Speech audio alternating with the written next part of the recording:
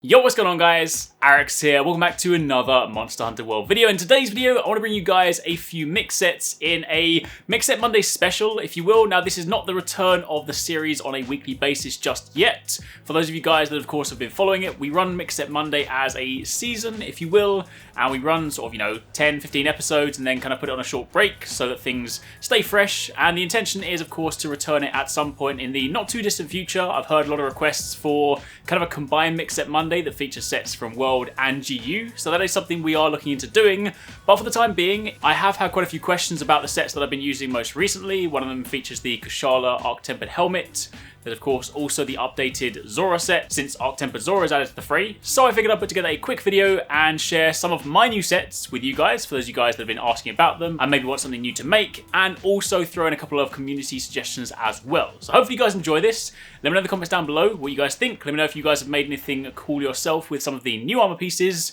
We also kicked off a brand new giveaway for those of you guys that want another chance to win a limited edition Spider-Man PS4 Pro. You can click the link in the description box down below to enter. And of course, if you don't want to miss any of our future uploads, don't forget to click that notification button so you get updated every time we upload a new video.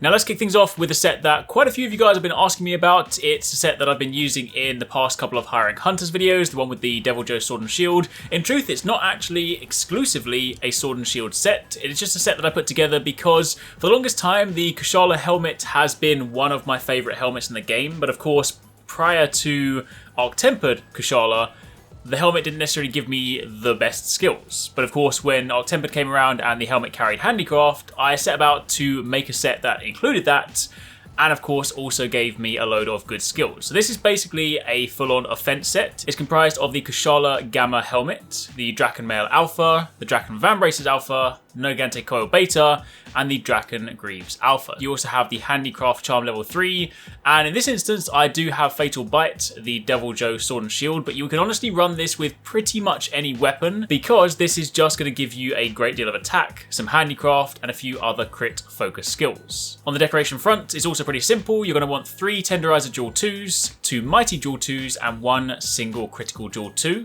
And altogether, this will then give you the 2-piece set bonus from the Draken Armor. In truth, this isn't really a value in this set, but it just kind of comes with it anyway. However, you also have Attack Boost level 5 for plus 15 attack and 5% affinity. You have Handicraft level 5, so the full max Handicraft giving you plus 50 weapon sharpness. So while yes, for some weapons this may be overkill, it's kind of just something I stacked together so that essentially you can run it with anything, and any weapons that can have white sharpness will of course benefit from this, and of course anything else. This can just give you a great deal of sharpness to play with before of course you need to resharpen your weapon. You also have Critical Eye level 4 for a further 15% affinity, Crit Boost level 3 for that additional 40% on critical hits, you have Weakness Exploit level 3 for that 50% when striking weak spots, and Maximum Might level 2 for a further 20% affinity. So depending on the weapons you use with this, you can of course have pretty high affinity, but essentially it's just a set that I can use that firstly allows me to wear the Kushala helmet, so I get style points for that. I don't typically wear the set as you see it here. I took off all the lay-in armor so you can see what it actually looks like, but typically I wear it looking something like this. A combination of the Death Stench chest piece, also some of the Halloween armor pieces from the Harvest set, and also the Dante arms, and that's basically my look for pretty much everything. So I kind of like the way it looks, but of course it does also mean I do still get to wear that really cool helmet and also get some cool skills in the process. So this is kind of the closest I'm going to get to fashion hunting and functional hunting at the same time.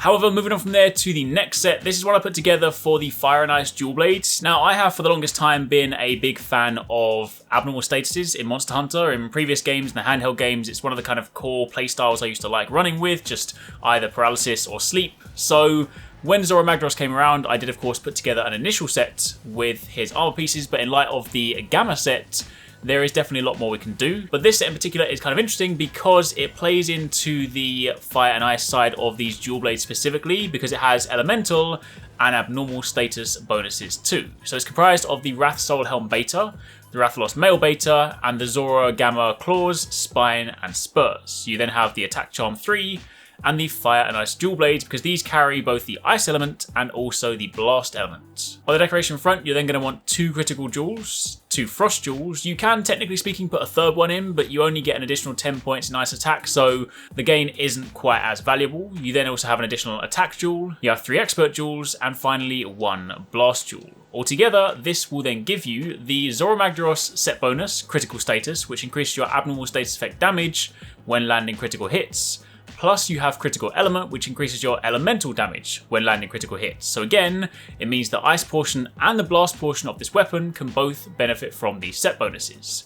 You also have critical eye level 5 for that 20% affinity, attack boost level 4 for the plus 12 attack and 5% affinity on top. You have blast attack level 3 for the plus 20% blast build up, crit boost level 3, weakness exploit level 3, earplugs level 2, that's just a byproduct of the Zoro arms, but hey, that's not necessarily the worst thing in the world. You then have ice attack level 2 for a further plus 60 ice attack, and you also have bombardier level 2, which again is a byproduct of the Zoro waste, but hey, if you want to throw down some bombs, it's not necessarily going to go to waste. So all up, you have a really cool set that again takes advantage of 2 different set bonuses that can both lean into this very unique weapon. Of course, you can use it with other weapons if you want to, if you just want it to be more blast focused or more status focused, but if you do specifically want to run these weapons, then this is actually really fun, and of course also takes good advantage of that new armor set.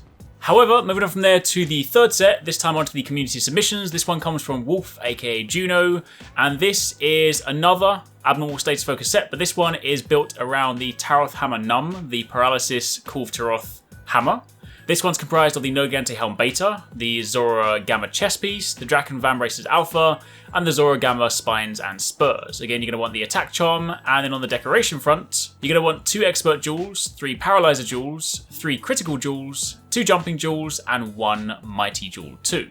Altogether, this will again give you the Zoromagdaros set bonus, the critical status. You have critical eye level 6 for the plus 25% affinity, attack boost level 4 for plus 12 attack and 5% affinity, paralysis attack level 3 for that plus 20% paralysis build up, crit boost level 3, maximum might level 3 for 30% affinity when your stamina is full. You have tremor resistance level 2, blast attack level 2, evade extender level 2, giving you a bit more distance on your evade, which is kind of nice for hammer if you're trying to roll out the way and, cancel your charge. And you also have bombardier level 2. But the interesting thing about this one is that if you go and augment the weapon for affinity, then by default you already have 100% affinity. So this is max affinity, meaning you can take full advantage of that set bonus, and of course you can then paralyze the monster sooner, giving you opportunities to then go and focus on the weak spots, focus on the head, and do what hammer does best, and try and knock out that monster. And then the final set this week comes from Extros, or TDS Extros from Team Darkside. He is renowned for being an incredible bow user. He goes and speedruns all the monsters, and he put up this video on Twitter a while ago where he basically took down Azure Rathalos in what felt like 30 seconds. It didn't even leave the first area, but the set that he used is incredibly powerful, and if used in the right way, you can genuinely do some devastating damage with it. It's comprised of the Rathalos Soul Helm Beta, the Draken Mail Alpha, the Draken Vambraces Alpha, the Valhazak Coil Gamma, and the Azure Star Gods Alpha. You then have the Exploiter Charm 2 and the Villainous Brace Bow, which is the maxed out Deviljho bow. On the decoration front, you are, however, going to want 3 attack jewels. This one is a little bit more tricky to make. I only have 1 still to this day, so I obviously have a couple of gaps there, but you can see this is what it should look like. You also then want an Expert Jewel, a Force Shot Jewel, a Tenderizer Jewel, a Mighty Bow Jewel, a Mind's Eye Jewel, and a Spread Jewel 3. So there are a few rare decorations in here, but if you have all of those together, you will then have the Rathalos Mastery set bonus, so again, critical element. You'll also have Elemental Airborne, which is the 2-piece Soul of the Dragoon set bonus, so elemental damage increase for jumping attacks. Not really going to use it too much, but either way. You then have Critical Eye level 5 for 20% affinity, Crit Boost level 3, Weakness Exploit level 3, Attack Boost ideally level 4, Recovery Speed level 2, Dragon Attack level 1. A couple of these points are of course just throwaway skills because of the part selection, so you can ignore some of these ones. But you then have Normal Shots level 1, which increase the power of normal ammo and normal arrows. You have Spread Shot level 1, which increase the power of spread ammo and power shot arrows. You have Bow Charge Plus, which increase the max bow charge level by 1. And you have Mind's Eye Ballistics, which in the case of ranged weapons, shortens the distance before ammo and arrows reach maximum power. So altogether, this is a very powerful and very devastating bow set if used in the right hands. So there you have it, that is it for today's episode. That was just a quick look at a few new sets that I've been running and of course a few additional things you guys could think about making. Again, don't forget if you do want to submit your sets for the eventual return of Mix Set Monday, you can still head over to the Discord, which is linked in the description box down below. We have a dedicated channel for that, so you can still continue to submit your sets. I do still look at that, so eventually when we do bring back the series, then of course I'll have plenty of things to go through. But until then, of course, be sure to keep it locked for much more Monster Hunter World coverage. Thanks very much for watching, guys. I hope you enjoyed the video. If you want to check out some more awesome stuff from us here at Arekkz Gaming, then you should definitely try to catch 269 and Paradise Central streaming 6 days a week. You can find a link to the multi-stream in the description box down below. They play a wide range of games, and what's more, we also have the Endgame store. By watching their streams, you earn currency, and you can redeem that currency on the Endgame store for really cool prizes. Those can range from things like games, comics, and figures, all the way up to controllers, capture cards, and even consoles. So definitely drop by and become part of the community. Of course, if you enjoyed this video, then make sure you're subscribed and be sure to click on that little bell icon to turn on notifications so you don't miss our next upload. You can watch more videos by clicking on the options here, but once again, thanks very much for watching, take it easy, catch you next time, peace out.